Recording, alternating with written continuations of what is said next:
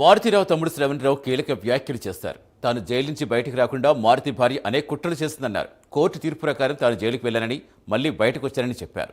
Court నిర్ణయానికి కట్టుబడి ఉంటానని స్పష్టం చేస్తారు. తమది పెద్ద ఫ్యామిలీ అని, అంతా బాగున్నామని, ఒక్క మారుతి కుటుంబమే అలా అయిపోయిందన్నారు. బిడ్డలిద్దరు మంచిగానే ఉన్నారు. ఇప్పుడు ఏం సంబంధం లేకుండా నేనేమో రోడ్డున పడ్డాను, నా పిల్లలందరూ గందరగోళమైన పరిస్థితి ఎదుర్కొన్నారు.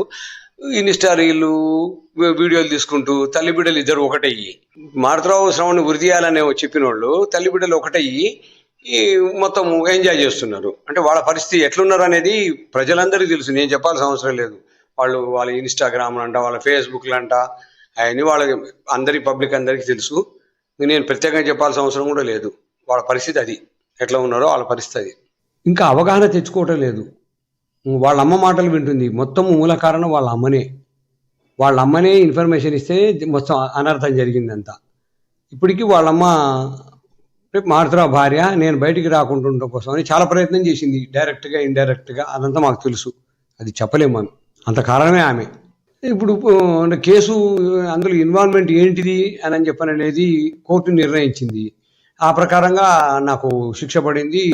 నేను పోయినా అది కోర్టులో ఉన్న విషయం కాబట్టి నేను దయచేసి అంతకంటే ఎక్కువ మాట్లాడలేను. కోర్టు ఏ నిర్ణయం అయితే ఆ నిర్ణయమే. బెయిల్ ఇచ్చింది, నేను వచ్చిన తర్వాత మళ్ళా రేపు కోర్టు నాకు ఏదైతే తీర్పు చేస్తుందో దాని ప్రకారం నేను కట్టుబడి ఉంటా. కోర్టులో ఉన్నది